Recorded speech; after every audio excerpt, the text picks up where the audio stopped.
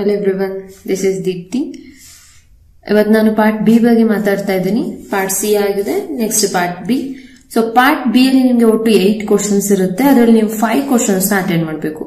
So each question carries 2 marks. 2 marks ಇದೆ. So 5 2s 10 marks ನೀವು score ಮಾಡಬಹುದು. Okay, so 8 question ಅಲ್ಲಿ 5 question, ಇನ್ನು 3 ಕ್ವಶನ್ ಆಪ್ಷನ್ ಆಗಿ ನೀವು ಬಿಡಬಹುದು. ಸೊ ಅದರಲ್ಲಿ first 11th one. So 11th one ಅಲ್ಲಿ ನಿಮಗೆ ಸಾಲಿಡ್ ಸ್ಟೇಟ್ ಇಂದ ಕ್ವಶನ್ಸ್ ಬಂದಿರುತ್ತೆ. ಸಾಲಿಡ್ಸ್. ಸೊ ಯಾವ ತರ ಕ್ವಶನ್ಸ್ ಬರಬಹುದು ಅಂತಂದ್ರೆ, difference between Schottky and Frenkel defect. So 2 marks ಆಗಿರೋದ್ರಿಂದ 2 ಪಾಯಿಂಟ್ಸ್ ಬರೆದ್ರೆ ಸಾಕು. ಸ್ಕಾಟಿ ಮತ್ತೆ ಫ್ರಾಂಕಲ್ ಡಿಫೆಕ್ಟ್ ಡಿಫರೆನ್ಸ್ ಕಲ್ತ್ಕೊಂಡಿರಿ, ಅದ್ರ ಜೊತೆ ಎಕ್ಸಾಂಪಲ್ಸ್ ಕಲ್ತ್ಕೊಂಡಿರಿ. ಯಾಕಂದ್ರೆ ಕೆಲವೊಂದ್ಸತಿ ಎಕ್ಸಾಂಪಲ್ಸ್ ಕೇಳೋ ಚಾನ್ಸಸ್ ಇರುತ್ತೆ. Next, difference between amorphous or crystalline ಆದ್ರೂ ಕೇಳಬಹುದು. ಇಲ್ಲದಿದ್ರೆ ನಿಮ್ಗೆ ಡೆನ್ಸಿಟಿ ಪ್ರಾಬ್ಲಮ್ ಆದ್ರೂ ಕೇಳಬಹುದು. ಇಲ್ಲಿ ಅದು ಇಲ್ಲದಿದ್ರೆ ನಿಮಗೆ problems to find formula of the compound.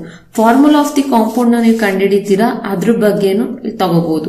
So formula of the compound ಅಂದ್ರೆ A1 B2 ಈ ತರ ಎಲ್ಲ ಫೈಂಡ್ ಔಟ್ ಮಾಡ್ತಿರಲ್ಲ, ಅದು ಫಾರ್ಮುಲಾ ಆಫ್ ದಿ ಕಾಂಪೌಂಡ್. ಈ ತರ ಪ್ರಾಬ್ಲಮ್ ಆದ್ರೂ ಕೊಡಬಹುದು. ಇಲ್ಲದಿದ್ರೆ ನಿಮ್ಗೆ calculate the number of particles of BCC FCC or simple cubic ಅಂತಾದ್ರೂ ಕೇಳಬಹುದು. ಈ ತರ ನಿಮ್ಗೆ 2 ಮಾರ್ಕ್ಸ್ ಗೆ ಕ್ವಶನ್ಸ್ ಬರೋ ಚಾನ್ಸಸ್ ಇದೆ. ಅದು ಬಿಟ್ರೆ ನೆಕ್ಸ್ಟ್ 12th ಒನ್ ಹೋಗೋಣ. ಸೊ 12th ಒನ್ ಬಂದು ನಿಮ್ಗೆ ಎಲೆಕ್ಟ್ರೋಕೆಮಿಸ್ಟ್ರಿಯಿಂದ ಬಂದಿದೆ. ಎಲೆಕ್ಟ್ರೋಕೆಮಿಸ್ಟ್ರಿ. ಸೊ ಎಲೆಕ್ಟ್ರೋಕೆಮಿಸ್ಟ್ರಿಯಲ್ಲಿ ನಿಮ್ಗೆ ಯಾವ ತರ ಕ್ವಶನ್ಸ್ ಬರಬಹುದು 2 ಮಾರ್ಕ್ಸ್ ಗೆ ಅಂತ ಹೇಳಿದ್ರೆ, ಫಸ್ಟ್ ನೋಡಿ, factors that determines the product of electrolysis. Product of electrolysis ಮೇಲೆ 2 ಫ್ಯಾಕ್ಟರ್ಸ್ ನ ನೀವು ಅಲ್ಲಿ ಮೆನ್ಷನ್ ಮಾಡಬೇಕಾಗುತ್ತೆ. ಅದು ಬಿಟ್ರೆ ನಿಮ್ಗೆ ನೆಕ್ಸ್ಟ್ ಆರ್ ಯಾವ್ದು ಕ್ವಶನ್ ಕೇಳಬಹುದು ಅಂದ್ರೆ, overall cell reaction of a Daniell cell.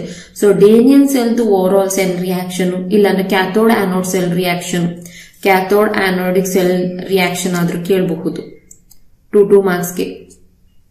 ಇಲ್ಲದಿದ್ರೆ factor affecting conductivity of electrolytic solution, ಇಲ್ಲಾಂದ್ರೆ metallic conductance.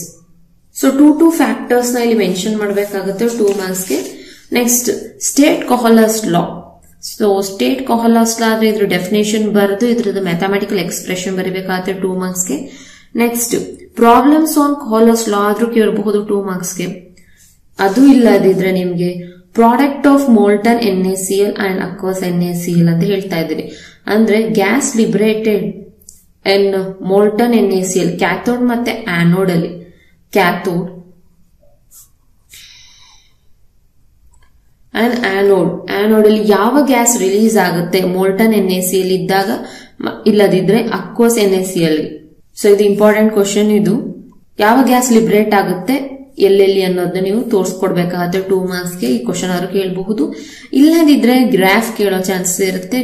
Graph, so molar conductance versus square root of concentration for acetic acid and KCl. So graph ಕೇಳಬಹುದು, graph ನೋಡ್ಕೊಳ್ಳಿ. ಇಲ್ಲದಿದ್ರೆ problems ಆದ್ರೂ ಕೇಳಬಹುದು. Problems ಯಾವ್ದ್ರ ಮೇಲೆ ಇರುತ್ತೆ ಅಂದ್ರೆ, cell constant, resistivity, conductivity, molar conductance, specific conductance, ಇದ್ರ ಮೇಲೆ ನಿಮ್ಗೆ ಪ್ರಾಬ್ಲಮ್ಸ್ ಇರುತ್ತೆ. ಸೊ ಇಷ್ಟು ಎಲೆಕ್ಟ್ರೋಕೆಮಿಸ್ಟ್ರಿಯಿಂದ. So 13th question it's from chemical kinetics chapter. Chemical kinetics ಇಂದ ಏನ್ ಕೇಳಬಹುದು ಅಂತಂದ್ರೆ, show that the first order reaction T 87.5% it is going to 3T 50%. ಇಲ್ಲಿ ಏನ್ ಕೊಟ್ಟಿದ್ದಾರೆ ಇದನ್ನ ಪ್ರೂವ್ ಮಾಡಕ್ ಹೇಳ್ತಾರೆ. ಪರ್ಸೆಂಟೇಜ್ ಬೇರೆ ಕೊಡ್ಬೋದು. ಇವಾಗ ಇಲ್ಲಿ 99% ಕೊಡ್ತು ಅಂದ್ರೆ ಇಲ್ಲಿ 100%. ಸೊ ಇಲ್ಲಿ ಪರ್ಸೆಂಟೇಜ್ ವೇರಿ ಮಾಡಬಹುದು. ಆದ್ರೆ ನೀವು ಇಲ್ಲಿ ಕಾನ್ಸೆಪ್ಟ್ ತಿಳ್ಕೊಂಡಿರ್ಬೇಕು, ಹೇಗೆ ಇದನ್ನ ಫೈಂಡ್ ಔಟ್ ಮಾಡೋದು ಅಂತ ತಿಳ್ಕೊಳ್ಳಿ. ಸೊ ಅವಾಗ ಯಾವುದೇ ಪರ್ಸೆಂಟೇಜ್ ಕೊಟ್ರು ನೀವು ಈಸಿಯಾಗಿ ಐಡೆಂಟಿಫೈ ಮಾಡಬಹುದು. ನೆಕ್ಸ್ಟ್, ಇದಿಲ್ದಿದ್ರೆ ಇನ್ನೇನ್ ಕ್ವಶನ್ಸ್ ಕೇಳಬಹುದು ಅಂದ್ರೆ, half life of zero order or first order reaction. ಇದು ಹಾಫ್ ಲೈಫ್ ಡಿರೈವೇಶನ್ ಇರುತ್ತೆ, ಆ ಕ್ವಶನ್ ಆದ್ರೂ ಕೇಳಬಹುದು. ಇಲ್ಲದಿದ್ರೆ ನಿಮ್ಗೆ ಪ್ರಾಬ್ಲಮ್ಸ್ ಕೇಳಬಹುದು. ಇದು 2 ಫಾರ್ಮುಲಾ ಇಂದ ಪ್ರಾಬ್ಲಮ್ಸ್ ಕೇಳಬಹುದು.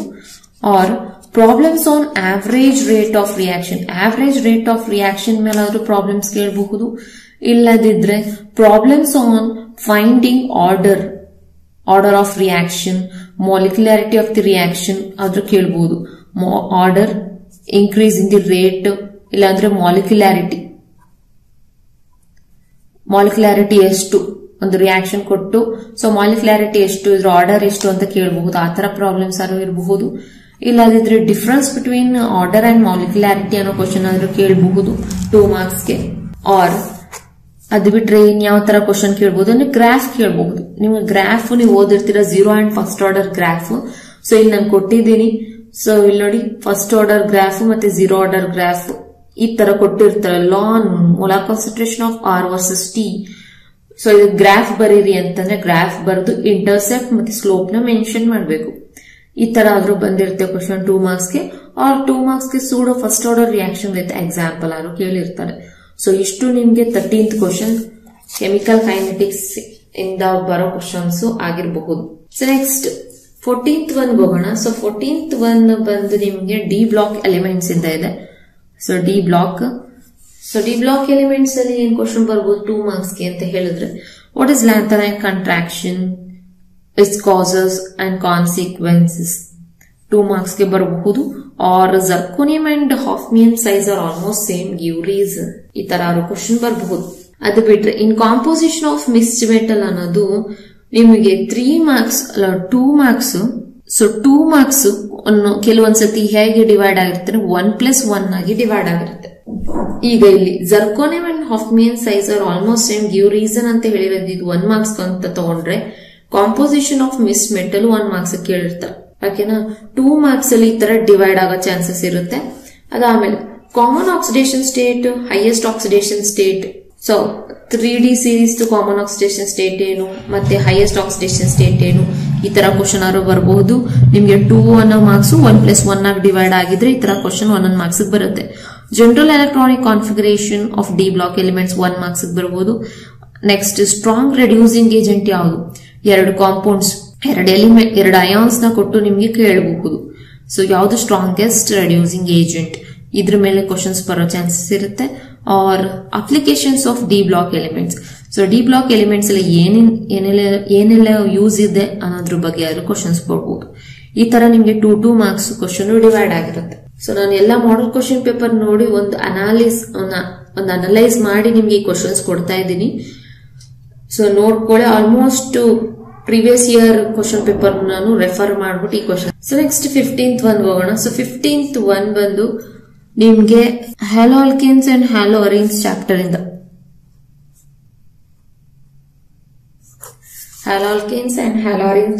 ಬರ್ತಾ ಇದೆ. ಸೊ 15th ಒನ್ ನಲ್ಲಿ ನಿಮಗೆ 2 ಮಾರ್ಕ್ಸ್ ಕ್ವಶನ್ ಏನ್ ಬರಬಹುದು ಅಂದ್ರೆ, ಫ್ರಿಡಲ್ ಕ್ರಾಫ್ಟ್ ಅಸೈಲೇಷನ್, ಅಲ್ಕಲೇಷನ್ ಆಫ್ ಕ್ಲೋರೋಬೆನ್ಸಿನ್, ಇಲ್ಲಾಂದ್ರೆ ನೈಟ್ರೇಷನ್, ಹ್ಯಾಲೋಜಿನೇಷನ್, ಸಲ್ಫೋನೇಷನ್ ಬಗ್ಗೆ ಕ್ವಶನ್ ಬರಬಹುದು. ಇಲ್ಲಾಂದ್ರೆ ನೇಮಿಂಗ್ ರಿಯಾಕ್ಷನ್, ನಾನು ಇಲ್ಲಿ ಕೊಟ್ಟಿರೋದು ಇಷ್ಟು ನೇಮಿಂಗ್ ರಿಯಾಕ್ಷನ್ಸ್.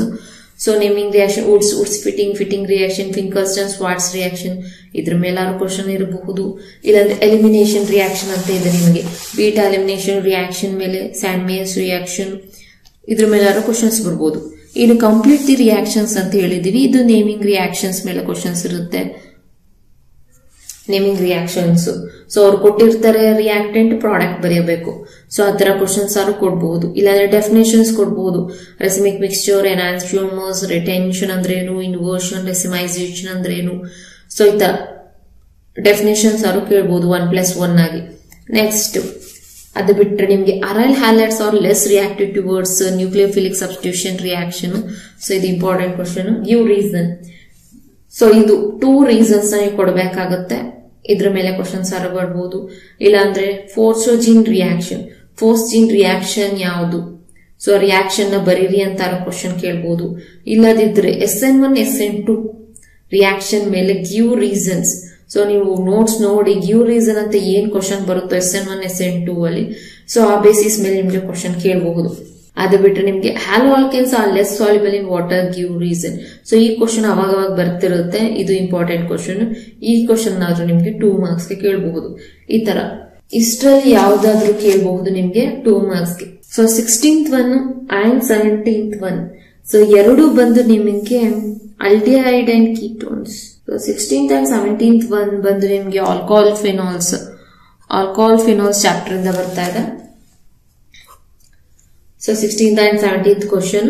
ಸೊ 2 ಮಾರ್ಕ್ಸ್ಗೆ ಏನ್ ಕ್ವಶನ್ ಕೇಳಬಹುದು ಅಂದ್ರೆ, ಮೇನ್ ಫಸ್ಟ್ ಬರೋದೇ ನಿಮ್ಗೆ what is that naming reactions ನ ಕೇಳಬಹುದು. ಸೊ ಅದಾದ್ಮೇಲೆ ಪ್ರಿಪರೇಷನ್ ಆಫ್ ಆಸ್ಪಿರಿನ್ ಕೇಳ್ಬೋದು 2 ಮಾರ್ಕ್ಸ್ಗೆ. ನೇಮಿಂಗ್ ರಿಯಾಕ್ಷನ್ ಹೇಳ್ತಿದ್ದೀನಿ, ರೈಮರ್ ಟೈಮರ್ ಕೋಲ್ಬ್ಯಾಸ್ ರಿಯಾಕ್ಷನ್ ಕೇಳ್ಬಹುದು. ಅದಾದ್ಮೇಲೆ ನಿಮ್ಗೆ ಕ್ಯುಮಿನ್ ಪ್ರೋಸೆಸ್ ಪ್ರಿಪರೇಷನ್ ಕೇಳ್ಬಹುದು, ವಿಲಿಯಮ್ಸನ್ ಈಥರ್ ಸಿಂಥಸಿಸ್. ಅದು ಬಿಟ್ರೆ ಇನ್ಯಾವ್ದು ಕ್ವಶನ್ ಕೇಳ್ಬೋದು, Friedel Crafts. So Friedel Crafts acylation or alkalisation using anisole. So anisole ಅಂತ ಬರೋದು ನಿಮ್ಗೆ ಆಲ್ಕೋಹಾಲ್ ಫಿನಾಲ್ಸ್ ಈಥರ್ ಚಾಪ್ಟರ್ ಅಲ್ಲಿ.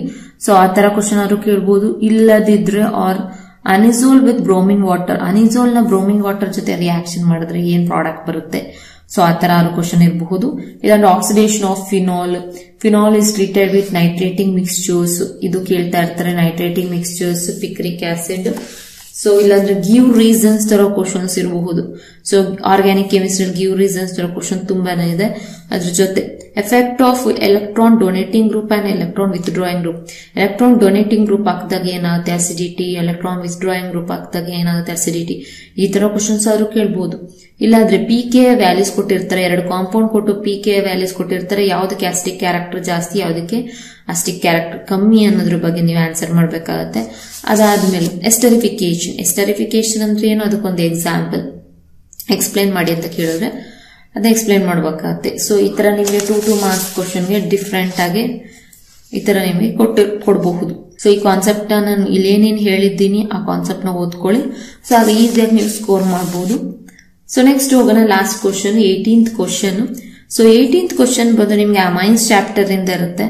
ಸೊ ಅಮೈನ್ಸ್, ಸೊ ಇಲ್ಲಿ ಯಾವ ತರ ಕ್ವಶನ್ಸ್ ಬರಬಹುದು ಅಂದ್ರೆ ಅಮೈನ್ಸ್ ಚಾಪ್ಟರ್ ಇಂದ so aniline reacts with bromine water ಏನ್ ಪ್ರಾಡಕ್ಟ್ ಬರುತ್ತೆ.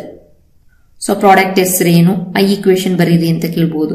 ಇಲ್ಲಾಂದ್ರೆ aminolysis equation, Gabriel phthalimide synthesis, Hofmann bromide reaction, carbylamine reaction, diazotisation, Hinsberg reagent. So ಇದೆಲ್ಲ ನೇಮಿಂಗ್ ರಿಯಾಕ್ಷನ್ಸ್. ಈ ನೇಮಿಂಗ್ ರಿಯಾಕ್ಷನ್ಸ್ ಮೇಲೆ ನಿಮಗೆ ಕ್ವಶನ್ಸ್ ಬರ್ಬೋದು. ಇಲ್ಲದಿದ್ರೆ ಕಂಪ್ಲೀಟ್ಲಿ ರಿಯಾಕ್ಷನ್ಸ್ ಅಂತ ಕೇಳ್ತಾರೆ. ಈ ನೇಮಿಂಗ್ ರಿಯಾಕ್ಷನ್ ಏನ್ ಓದಿರ್ತೀರಾ ಅದ್ರ ಮೇಲೆ ನಿಮ್ಗೆ ರಿಯಾಕ್ಟೆಂಟ್ ಕೊಟ್ಟಿರ್ತಾರೆ. ಕಂಪ್ಲೀಟ್ಲಿ ರಿಯಾಕ್ಟೆಂಟ್ ಕೊಟ್ಟಿರ್ತಾರೆ, ಸೊ ರಿಯೇಜೆಂಟ್ ಕೊಟ್ಟಿರ್ತಾರೆ, ಪ್ರಾಡಕ್ಟ್ ಬರೀರಿ ಅಂತ ಹೇಳಿರ್ತಾರೆ. ಈ ತರ ಕ್ವಶನ್ಸ್ ಆರು ನಿಮ್ಗೆ ಅಮೈನ್ಸ್ ಚಾಪ್ಟರ್ ಇಂದ ಬರಬಹುದು. ಸೊ ಇಷ್ಟು ನಿಮ್ಗೆ ಸೆಕೆಂಡ್ ಪಾರ್ಟ್ ಬಿ ಇಂದ ಬರೋ ಕ್ವಶನ್ಸ್. ಸೊ ಒಟ್ಟು ನೀವು 5 ಕ್ವಶನ್ ಅಟೆಂಡ್ ಮಾಡಬೇಕು. ಅದರಲ್ಲಿ 3 ಆಪ್ಷನ್ ಆಗಿ ನೀವೇ ಬಿಡಬಹುದು, ಅದನ್ನ ನೀವೇ ನೋಡ್ಕೊಳ್ಳಿ. ಸೊ ಇದ್ರಲ್ಲಿ ಏನಾದ್ರು ಡೌಟ್ಸ್ ಇತ್ತು ಅಂತಂದ್ರೆ ಕಮೆಂಟ್ ಮಾಡಿ. ನಿಮ್ಗೆ ನನ್ನ ವಿಡಿಯೋ ಇಷ್ಟ ಆಗಿತ್ತು ಅಂದ್ರೆ ಲೈಕ್ ಮಾಡಿ, ಶೇರ್ ಮಾಡಿ, ಸಬ್ಸ್ಕ್ರೈಬ್ ಮಾಡಿ. Thank you.